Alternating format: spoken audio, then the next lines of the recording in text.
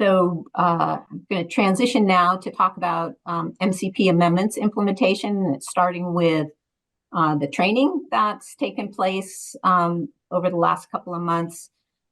In November and December, we began with in-person and online training for DEP staff, and we mirrored the type of training approach that we took internally in cooperation with the LSPA to provide training to LSPs. We had an in-person session in January for 4 hours where we covered what we termed parts 1, which were the non-subpart I related changes, and part 2 focus on subpart I.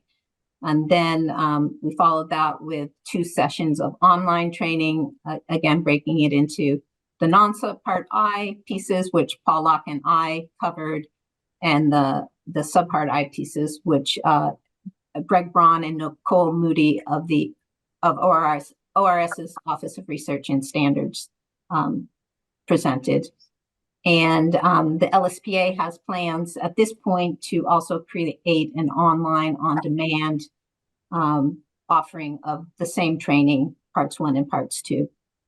So that's yet to come. As we said in the training, what was good about the training, I thought, from our end, from DEP's end, is each session did provide a good amount of time for participants to ask questions and get some answers, sometimes preliminary answers, but answers to those questions during the training. We took note of all of those and are going to incorporate those into the Q&As that we'll be publishing on the effective date of the MCP.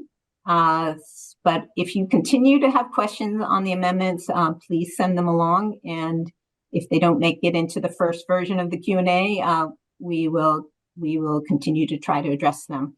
And the ones that seem very of common interest, put them into some future Q&A. I just remind you that we have a web page set up for the MCP implementation where you can find the versions of the regulations in Redline and clean copies, also the response to comment documents and the supporting materials that we've posted to date.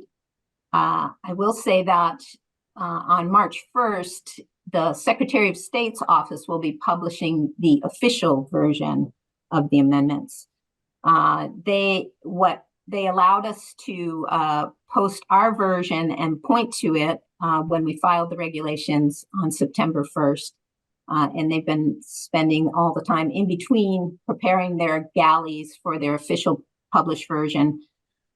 They actually start from what they have in the CMR as the last official version of the MCP and enter in all of the changes we've proposed separately. So we're in the process now of reviewing their pre-publication galleys. We've done a couple of rounds of this to try to ensure that they're matching what we had provided to them. I'm going up there this afternoon, in fact, for what I hope will be the last round of reviews. The better job we do in reviewing these galleys, the higher likelihood we can avoid having to do some technical corrections after the document is finally published. Get to the stuff. One question we've been asked by DEP staff, and I don't have the definitive answer, but I believe, given the size and number of the changes to the MCP this time around, that the Secretary of State will likely publish the MCP in whole. So for those of you who rely or like to have access to a hard copy of the regulations, I'm very much hoping it won't be given to us as replacement pages, but will be available to purchase as the entire document. I will try to confirm that today when I talk to them. But That's what our staff is hoping for as well. I think at this point, Ken, if you want to, is this where you were going to jump in? Oh, it doesn't matter. I thought you were going to do this part and I was going to do the next part, but I can jump in if you want. It's up to you. But I can cover this. So as of the effective date, we've been pushing to have certain materials available. What looks like in the highly likely category that we will have the AUL guidance available on March 1st. With respect to the risk characterization guidance, we're going to be posting chapters as we're going to be posting the first 5 chapters, and it's looking likely that we'll have those available on March 1st and continuing to add to that as they become available.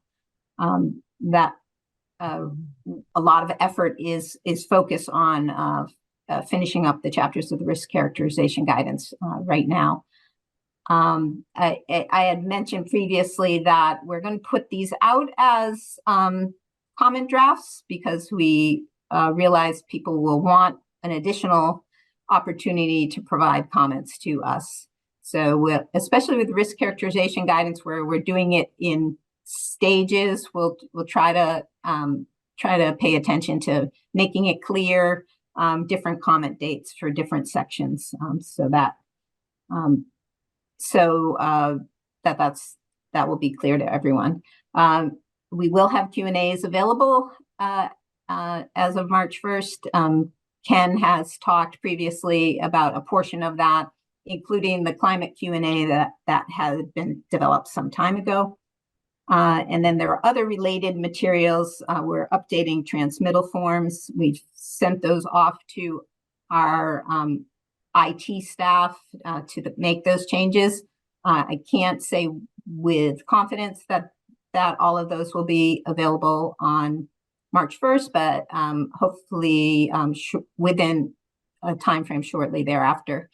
We talked previously about one of the public notices, the notice of response actions related to imminent hazards and critical exposure pathways requires an update because of a reg change. So we are aiming to have that available, as well as updating the online oil and hazardous material list and the method 1 spreadsheets, the supporting documentation, which ORS is QCing currently.